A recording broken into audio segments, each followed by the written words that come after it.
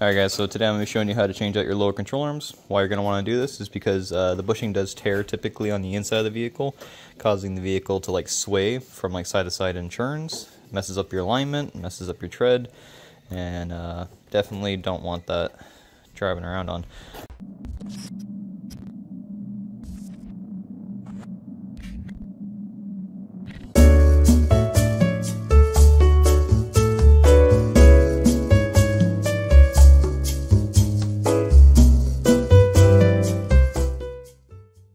So I already did one side. Want to make sure I can do it real quick. This is the second time I'm doing it. Just want to find the fastest way to show you guys. This is the new one in the packaging still. If you need a part number, there's that guy, and there's that one. I think they're almost identical. Yeah, different part numbers, but main thing is that the driver's side one has these two holes in it, so that this is for your leveling sensor, hooks onto that. So make sure you put that one on the right side, or left side technically. This one's on the passenger side, so I'm gonna go ahead and show you how to do it. Easiest thing to do is jack the car up. Two jack stands in the front. I usually jack up from like slightly middle-ish on the pinch seam, put the jack stand underneath the jack point, and then take the wheels off. So as you can see, wheel off and wheel off. I've already done this side, so as you can see inside there, new shiny arm. Okay, so what I like to do is I pull the jack underneath the knuckle right here, and first thing I'm going to do is take out this nut, and well, take out the cotter pins, take out the nut, the washer, pop these arms up and out, and then once you get those out, this whole assembly is going to tilt out forward and down. Okay, so I went ahead and put the jack underneath the knuckle. Basically, this is just going to hold it while we get ready to take these nuts off, which I just went ahead and did. And we're just going to thread them back on without the washer. It's up to you. You can flip them upside down. Main thing is you're going to thread it on until it is flush with the bolt. And that way when you hit it, you don't bend the castle nut or mushroom out the threads on the bolt. That one just popped. And that one just popped. Just like that. So now, you can go ahead and unthread these. You might need to, sorry, get my hand away. You might need a socket and wrench on there to back these out. And then once you do get them out, careful, this whole thing's going to want to tip out your way. So main thing is you don't want to shock the brake line. You can put a little weight on it, you just don't want to have it all fall out and stretch the brake line or anything. So I'm going to get that done now. Alright, so once you get the two bolts out, like I said, it's going to fall out. Then you can go ahead and take this nut out down here, which is the 22mm. And the way I like to do it is with a universal joint and then some extensions and then my impact. So once you get the nut and washer off, that's the 22mm down there. What you're going to want to do next is go ahead and take these out, which is the same as the top, which if I didn't mention earlier is a 19mm for both sides, so right there and right there. It's also for that one and that one. So go ahead, and I like to use a ratchet on this side, impact on the other with my swivel socket. Get that out, take this nut off for the sway bar, and then at that point you can drop the sway bar, which I already did on the other side.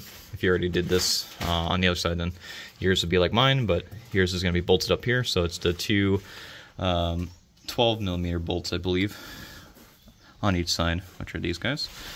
And that will just drop down once you take this out. Well, technically, you don't need to take this off. It just makes it easier to get the sway bar out of the way so you can change out this bottom arm. You could technically leave it attached if you want to, but simplicity's sake, I'm just going to take it off and put it on the side. And then same thing on this side, 19 on both sides. But this one first, sway bar, link, and then the back bolt. Okay, so now that the sway bar is out of the way, we can actually get in here. I'm going to use my 19mm with my swivel and impact, and that just allows me to redirect the extension for my impact to sit over here. 19mm ratchet on the other side holding it, and then that bolt will come right out. After that, I like to hit this down, which allows this to come up, and then basically it'll just come out. You can lift it up. This doesn't get in the way. and you can just move the entire arm out and replace it. I do want to mention on the other side, like I said, it does have the holes for the alignment or leveling sensor. So if you're doing the driver's side, there is like a 10mm on top, or you can take the two 10mm on the side out, and that will take the sensor off. And then as you can see, arm is out. Jacking it up allows that end to come down, and then lowering the jack allows this shock tower to come off, which then allows you to just take the arm off, just like that. So now we can go ahead and grab the new one and put it back on. Okay, so comparing the arms, as you can see, new versus old. This is actually the good side, but as you can see, the bushing is still torn. Not quite as bad as the driver's side, where I can physically flex this one. This one still has a little bit of flex, but not that bad, other than the rip around the side. This one's brand new, obviously. So as you can see on the passenger side, you want to make sure that these nuts are on the same side, because on the driver's side, it's on the other side. But other than that, we can go ahead and grab the new one and get it installed. So what I like to do first is go ahead and get the arm in here, put this side on first, put the nut, or the washer and nut on, and then you can flex this side up. You might need to jack it up a little bit, get it inside here, put this bolt through. Then you can just push this over that, jack it up as you're holding it. One hand on this, pushing it towards this alignment, jack up the other side, should be able to get the bolt to go through. And then one more step for you guys, this is an important one. You can tighten down this one, and you can tighten down this one. Once you get these two tight, leave that one for the moment, jack up the control arm and this. I like to put this above up here, so it's actually above.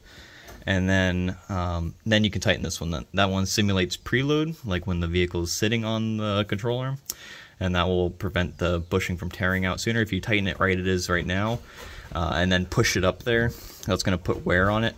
So you want to tighten it kind of like where the wheel is going to be sitting. So kind of jack this up pretty high before you tighten that, and then that way, you know, the vehicle's going to be sitting on its weight majority of the time, not up in the air. So that's why you do that. And then once you get that one tight, you can go ahead and throw the sway bar back on and your link. Okay, and when jacking this up, to make sure it's like with the inline of these upper arms, make sure you're not jacking up from the rotor. Jack it up from underneath the knuckle, and that way you don't mess up your rotor or anything. But now that it's up like this, and there's preload on the bushing, and go ahead and tighten that guy down, and then we can lower the jack, put the two lower control or top arms on, and then our sway bar.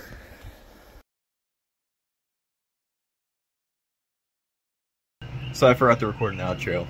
If you guys enjoyed the video, be sure to leave it a like below. If you have any questions or comments, you can also comment below as well. If you're new here, welcome. I make a lot of Genesis content, how-to videos, random videos, shorts, as well as other builds that I do occasionally.